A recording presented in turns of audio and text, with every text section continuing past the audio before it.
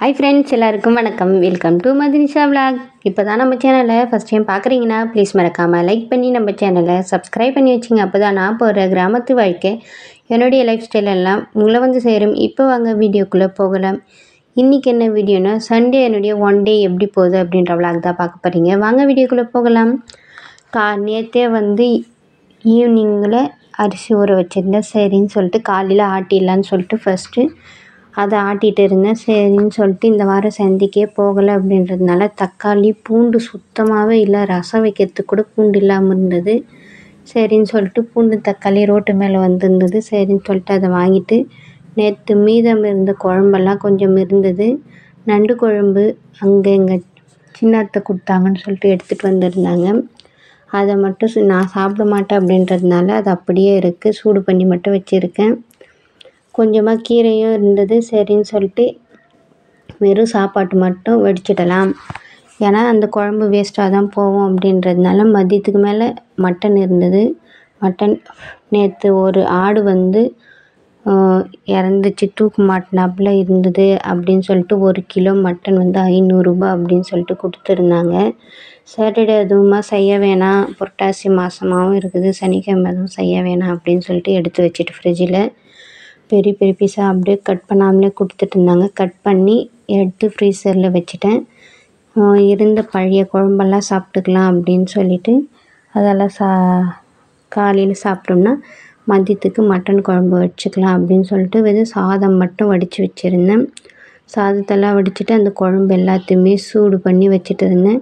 சூடு பண்ணிவிட்டு அந்த இட்லிக்கு மாவு அரைச்சி வச்சோம்னா ஈவினிங்காக இட்லி மட்டன் குழம்பு சாப்பிட்றதுக்கு ரொம்ப டேஸ்ட்டாக இருக்கும் அப்படின்றதுனால நேற்று ஈவினிங் அந்த மட்டன் கொடுத்தாங்க. அதை கட் பண்ணி அதுக்கு முன்னாடியே இட்லிக்கு ஊற வச்சுட்டு அதுக்கப்புறமா நம்ம எப்படி இருந்தாலும் நாளைக்கு மதியம் தான் செய்வோம் அப்படின்னு நினச்சிக்கிட்டு மட்டனும் எடுத்து வச்சுட்டோம். இட்லிக்கும் ஊற போட்டு அதை இப்போ ஆடி மாவு கிரைண்டரில் போட்டுட்டு சாப்பாடு வடிச்சிட்டு இருந்தேன். சாப்பாடு வடிக்கிறப்பவே ஒரு மாதிரி காலையில் எழுந்து டீயெல்லாம் வச்சு குடிச்சிட்டு அதுக்கப்புறமா தான் சாப்பாடை வச்சுருந்தேன். சாப்பாடெல்லாம் வடித்து முடிச்சுட்டு அந்த மாவுமே நல்லா வெந்துட்டு இருந்தது, அரைஞ்சி வந்துட்டு இருந்தது. சரின்னு சொல்லிட்டு அதை எடுத்துடலான்னு சொல்லிட்டு அதை தான் எடுத்து ஊற்றிட்டு இருந்தேன். நான் வந்து அந்த ஸ்ப்ரிங்கை கட்டிட்டு அந்த கல்லை எடுத்துட்டு அப்படியே எடுத்து கொட்டி சாய்ச்சிடுவேன். நான் கொஞ்சம் மாவு அப்படியே உப்பு சோடா மாவு போட்டு கலக்கி அப்படியே இட்லி ஊற்றுற பதத்துக்கு தான் நான் மாவு ஆட்டுவேன். அத்தை வந்து ரொம்ப கெட்டியாக ஆட்டிடுவாங்க. அது இட்லி ஒரு மாதிரி கல் மாதிரி தான் இருக்கும். நான் இந்த மாதிரி கொஞ்சம் மாவு இலக்கமாக ஆட்டுவேன்.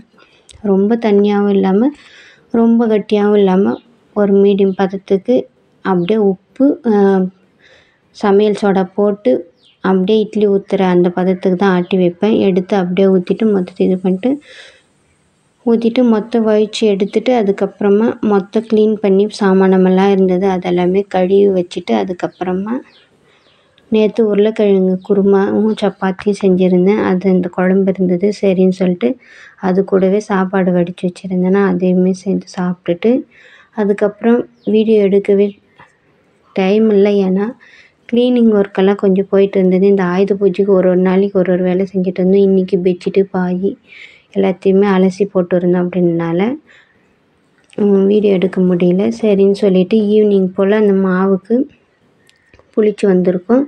கொஞ்சமாக சோடாவும் உப்பும் போட்டு கலக்கி வச்சுட்டு அதுக்கப்புறமா மேலே வந்து அத்தை நேற்று சாதம் கொஞ்சம் மீந்திருந்தது, அது வத்தல் போட்டு வச்சுருந்தாங்க. அதுக்கப்புறம் பெட்ஷீட்டுங்கெல்லாம் துவைச்சி போட்டு வந்தோம்ல, அதெல்லாம் நல்லா காஞ்சிருக்கான்னு பார்த்து வந்திருந்தோம். ஓரளவு காஞ்சிருந்தது. மழை வராப்பில் இருந்தது. சரி எடுத்துகிட்டு வந்துடலாம், காஞ்சதும் வேஸ்ட்டாக போயிடும் அப்படின்றதுனால அதை எடுக்க வந்திருந்தோம். நானும் குட்டி பொண்ணு தான் வந்திருந்தோம். குட்டி பொண்ணு என்னை ஃபோட்டோ எடுமான்னு சொல்லிட்டு அலப்பறை பண்ணிகிட்டு இருந்தேன். சரின்னு சொல்லிட்டு எடுக்கிறோமான்னு சொல்லிட்டு அவளை அப்படியே வீடியோவில் ஒரு ஃபோட்டோ மாதிரி எடுத்துகிட்டு இருந்த பெட்ஷீட்டெல்லாம் எல்லாத்தையும் எடுத்துகிட்டு இங்கே கீழே வந்து ஒரு 3 பெட்ஷீட் போட்டிருந்தோம்.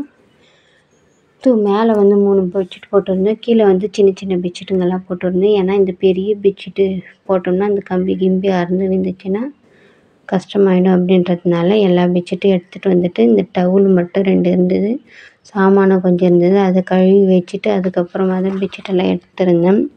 இந்த குட்டி பொண்ணு உக்காஞ்சிக்கின்னு இன்னும் அலப்பறை பண்ணிகிட்ருக்கா பாருங்கள். கழுவி வச்ச சாமானத்தெல்லாம் எடுத்து போட்டுக்கிட்டு இங்கேயும் அங்கேயும் தெரிஞ்சுக்கிட்டே இருந்தால் அவளை சமாளிக்கிறதே பெரும் பாடாக போகுது எனக்கு. சரின்னு சொல்லிட்டு அதெல்லாம் எடுத்துகிட்டு வந்து மொத்தமாக இங்கே வெளியவே மடித்து வச்சிடலாம் அப்படின்னு சொல்லிட்டு வெளியவே தான் மடிச்சிட்டு இருந்தேன்.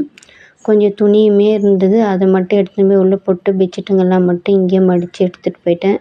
ஏன்னா வெளியே காற்று நல்லா சில்லுன்னு அடிச்சிட்டு இருந்தது, மழை வராப்பில் வானமெல்லாம் மூடிக்கிட்டு மப்பாக இருந்தது. சரின்னு சொல்லிட்டு வெளியே மடித்து வச்சிடலாம், மழை வந்தால் தூக்கிட்டு ஓடிடலாம், இல்லைன்னா மடிக்கலாம் அப்படின்னு சொல்லிட்டு ஒவ்வொன்றா மடித்து வச்சுட்டு இருந்தேன்.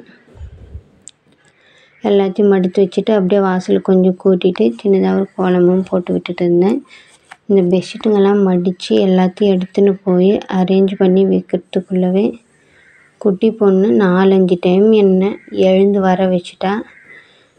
சொல்கிற பேச்சு கேட்குறதே கிடையாது. அதுக்கப்புறம் அங்கே பக்கத்து வீட்டாண்ட போய் விளையாடிட்டு இருந்தா. நான் தண்ணி தெளிக்க போகிறேன், வாசலை கூட்ட போகிறேன் அப்படின்னு சொல்லிட்டு இருந்தேன் பாருங்க. அதை பார்த்துட்டு நானும் தண்ணி தெளிக்க போகிறேன் அப்படின்னு சொல்லிட்டு தண்ணி தெளிச்சிட்டு இருந்தா. சமாளிக்க முடியாது, எங்கன்னா பெட்ஷீட் மேலே ஊற்றிட்டு போகிறோமா, காலையிலேருந்து துவச்சி அலசி மடித்து வைக்கிற நேரத்தில் ஊற்றிட்டோம்னா திரும்ப காய வைக்க முடியாது அப்படின்றதுனால அப்படிக்கா போய் விளையாடுமான்னு சொல்லிட்டு அவளை அப்படிக்கா தேத்தி விட்டுட்டேன். சரின்னு சொல்லிட்டு எல்லா பெட்ஷீட்டுமே மடித்து எடுத்துன்னு போய் உள்ளே வச்சுட்டேன். நான் உள்ளே வைக்கிறது குட்டி பொண்ணு தண்ணியெல்லாம் தொளிச்சு கோலம் போட்டுட்டு இருந்தாங்க. நம்ம ஒரு வேலை செய்வோம், அவங்க ஒரு வேலை செய்வோம், ஆளுக்கு ஒரு வேலை. நம்ம என்ன பண்ணுறோமோ அதை அப்படியே பண்ணணுன்னுவாங்க. அதுக்கப்புறமா இட்லி ஊற்றி வச்சிடலான்னு சொல்லிட்டு இட்லிக்கு ஒலை போட்டுட்டு அதுக்கு மாவு ஊற்றினேன். ஃபஸ்ட்டு 2வது தட்டு ஊற்றிட்டு இருந்தேன். சரின்னு சொல்லிட்டு அதுக்கப்புறமா ஃபஸ்ட்டு தட்டு ஊற்றி அதுக்கப்புறம் எல்லாத்தையும் வச்சு மூடி வச்சுட்டு மட்டன் குழம்பு இருந்தது. எனக்கும் சுட சுட இட்லி மட்டன் குழம்பு சாப்பிட ரொம்ப பிடிக்கும். அதுக்குள்ளே சரியான பசி எடுத்துக்கிடுச்சு, மதியமும் சரியாக சாப்பிடல அப்படின்றதுனால இந்த வேர்க்கடலை வறுத்த வேர்க்கடலை கூட வெல்லம் போட்டு சாப்பிடுவேன், அது எனக்கு ரொம்ப பிடிக்கும். சரின்னு சொல்லிட்டு வெளியே போய் உக்காந்துக்கிட்டு வெல்லம் கொஞ்சம் இருந்தது, வேர்க்கடலையும் இருந்தது. சரின்னு சொல்லிட்டு அதை உக்காந்து சாப்பிட்டுட்டு இருந்தேன். அதுக்குள்ளே குட்டி பொண்ணு அவங்க ஆயாவை கூட்டிகிட்டு வரப்போ போகிறேன் அப்படின்னு சொல்லிட்டு கிளம்பிட்டாங்க. சரி போமான்னு சொல்லிட்டு நான் ரிலாக்ஸாக உக்காந்து அதை சாப்பிட்டுட்டு இட்லியுமே நல்லா வெந்து வந்துருந்தது. சரின்னு சொல்லிட்டு ரொம்பவுமே சாஃப்டாக வந்துருந்தது. அத்தை தான் இட்லிக்கு அரிசியெல்லாம் அளவெல்லாம் போட்டு ஊற வச்சு வச்சுருந்தாங்க, நான் ஆட்டி வச்சுருந்தேன். சூப்பராக வந்திருந்தது, நல்லா பூ போல் வந்திருந்தது. சுட சுட சாப்பிட்ணுன்னு எனக்கு அவ்வளோ ஆர்வமாக இருந்தது. சரின்னு சொல்லிட்டு ஃபஸ்ட்டு சூடாக ஹாட் பாக்ஸில் எடுத்து வச்சிடலான்னு சொல்லிட்டு எல்லாத்தையுமே எடுத்து வச்சுட்டு இருந்தேன். எடுத்து வச்சுட்டு மட்டன் குழம்பு மதியம் வச்சுருந்தானே சூடு பண்ண வேணாம், காலையில் வச்சுருந்தா இருந்தால் சூடு பண்ணிக்கலாம். ஏன்னா மதியம் தான் வச்சுமே ஒரு மதியம் 2-2:30 மணி போல் ஆயிடுச்சு அப்படின்றதுனால அதை சூடெல்லாம் பண்ணல. அப்படியே வச்சுட்டு சுட சுட இட்லியோட ஒரு 2 இட்லி தான் ஃபஸ்ட்டு போட்டுக்கினேன். 2 இட்லி 3 இட்லி. அதுக்கப்புறம் ஒரு தட்டு இட்லி மட்டும் டிஃபன் பாக்ஸில் போட்டு வை, நான் வேலைக்கு போகணும் நைட் ஷிஃப்ட்டு அப்படின்றதுனால டிஃபன் பாக்ஸில் போட்டு மட்டன் குழம்பு ஊற்றி அவங்களுக்கு வச்சுட்டு நானுமே சூடாக போட்டு சாப்பிட்டு. யாருக்கெல்லாம் இட்லி மட்டன் சுட சுட இட்லி மட்டன் குழம்பு பிடிக்கணும் மறக்காமல் கமெண்ட் பண்ணுங்கள். இந்த என்னுடைய லைஃப் ஸ்டைல் பிடிச்சிருந்தா லைக் பண்ணுங்கள். நம்ம சேனலை சப்ஸ்கிரைப் பண்ணாமல் பார்த்துட்டு இருந்தேன்னா ப்ளீஸ் எனக்கு சப்போர்ட் பண்ணுங்கள், நம்ம சேனலை சப்ஸ்கிரைப் பண்ணிக்கங்க. தேங்க்யூ ஃபார் வாட்சிங். டாட்டா பாய் பாய். நாளைக்கு ஒரு வீடியோவில் பார்க்கலாம்.